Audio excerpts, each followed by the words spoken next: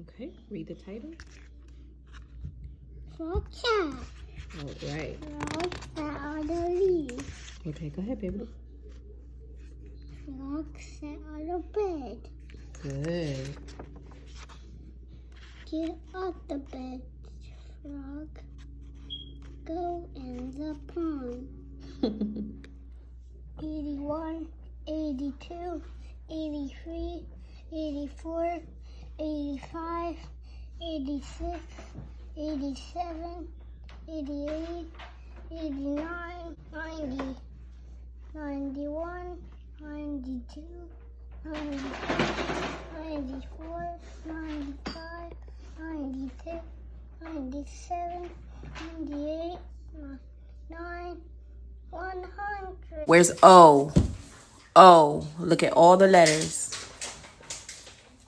Thank you. 1, 2, 3, 4, 5, 6, 7, 8, 9.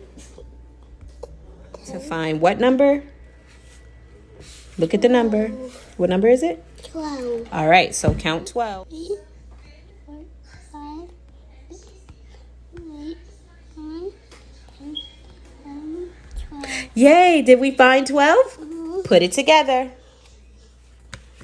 Are we looking for? 13. Yes. All right, count for 13. Which one are you going to count? And he ate a little egg. Bug sat on the fish. Hi, you guys. Today we are taking notes on preparing for pre-K. And I thought the perfect atmosphere would be in my children's room. So I have a 9-year-old, a now 9-year-old, he turned 9 in April, and a now 4-year-old, he turned 4 in May. And I've been getting my now 4-year-old ready for pre-K since he was 3. So if you pay attention to my nanny or daycare, I am an advocate for daycare or nanny, whichever you prefer. In the beginning, I like to have a nanny, and then afterwards, I like to do daycare because they learn different components while being in daycare as far as sharing and just, talking with their peers and interacting with their peers. So I'm all for it. But I never depend on daycare to do all of the educational components. I don't ever depend on them to do all of the educational components. I feel like learning happens at home and is enforced in school. So it needs to be an equal medium. So 50% at school, maybe 50% at home, or 70 at home and 30% at school, whatever. So what you saw in the beginning was my, at the time, 3-year-old getting ready for pre-K. Basically, he's already ready. My now 4-year-old, May 15th, he now knows how to count to 100. He is reading based off of sight words, not off of sound. He does know his sounds, but by the time he gets to kindergarten, because I still have another year, he just turned 4 in May. By the time he gets to kindergarten, I'm pretty sure he'll already be a reader.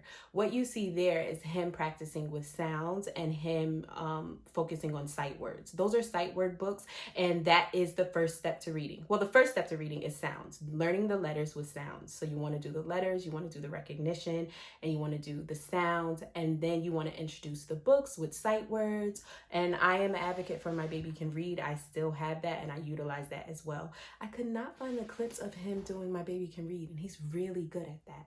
So that's how I do the reading component. And again, he just turned 4, and I do that daily. And I know you guys are thinking, I can't do that daily, but believe it or not, you can cut 10 minutes out of your day to give your child some one-on-one time by either reading to them or doing an activity of sight words with them. For me, within those 10 minutes, I do both. You do a short story, you kind of talk about it. If they want to, you encourage them to read it to you, and that's how you'll see that they're listening and they're learning. And that's what happened with my son. So he can now read to me about 3 good sight word books.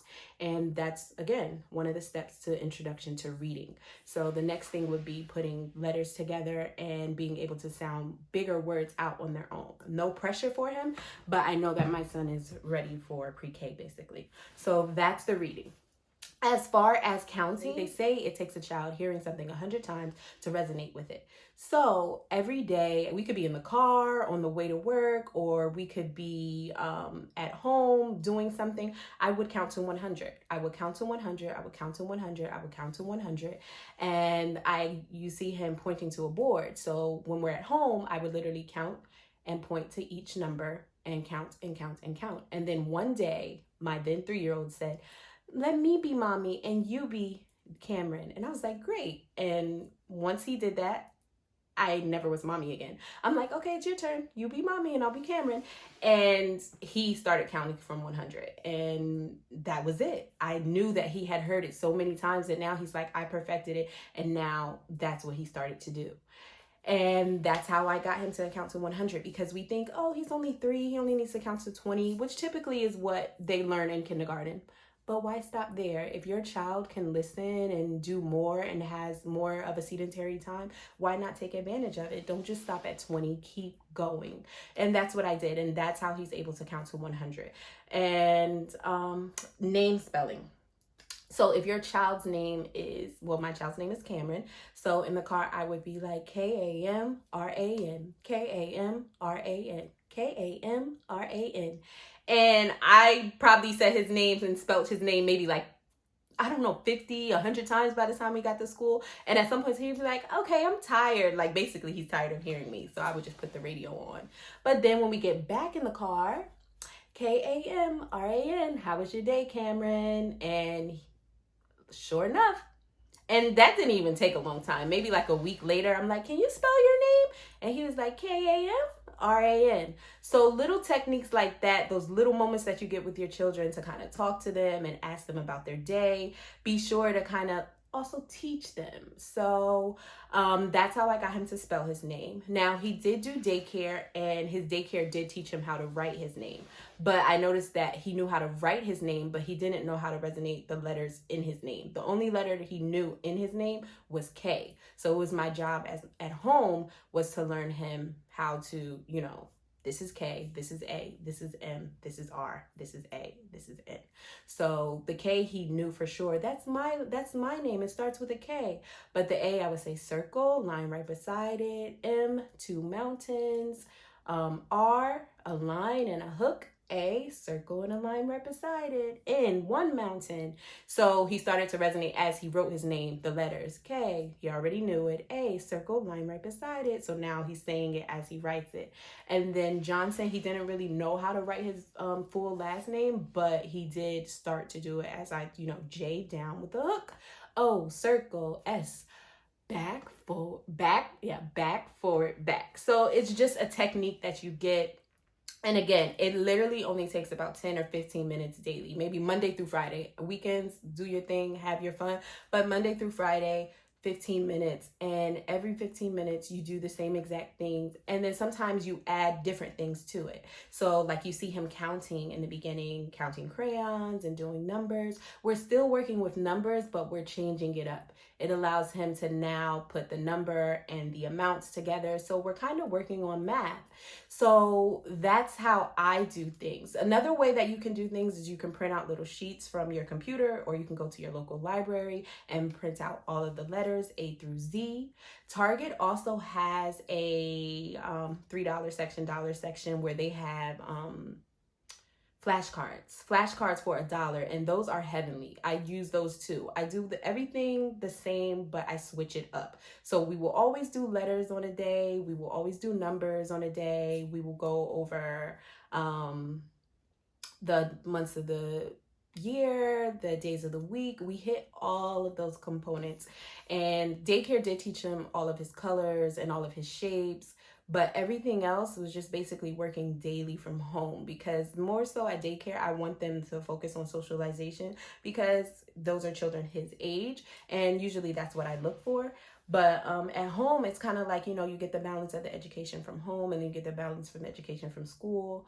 And yeah, so you're making it fun. As you can see before in the video, I had him picking letters off of the wall. That was just another way to learn the letters.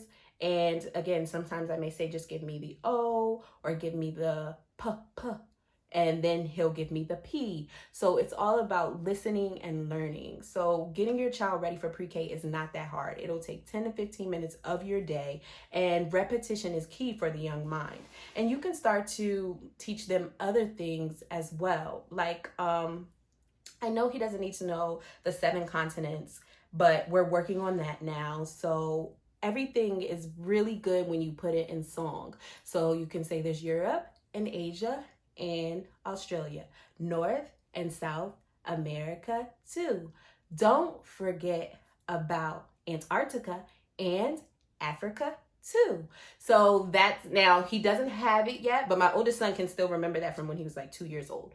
But just putting things in song and giving them some type of, you know, vibe for them to want to take it in, it makes it really good. Even for you, if you listen to this again and you're not thinking about the continents, would you be able to say them when learning in song? There's Europe and Asia and Australia, North and South America. Forget about Antarctica and Africa too.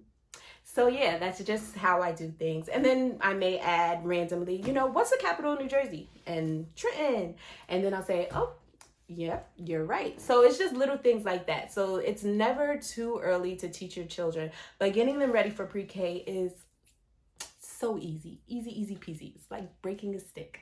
So definitely take the time to give them a few minutes a day, read to them daily, and give them that interaction Monday through Friday. That's something that's really good. And if they don't seem to have 10 or 15 minutes in them, just 5 minutes of you and them together, sitting down, doing some educational components. I'm pretty sure I could teach my children more, but you know, I still have things that I have to complete, or sometimes I'm just not feeling like going over the 10 or 15 minutes.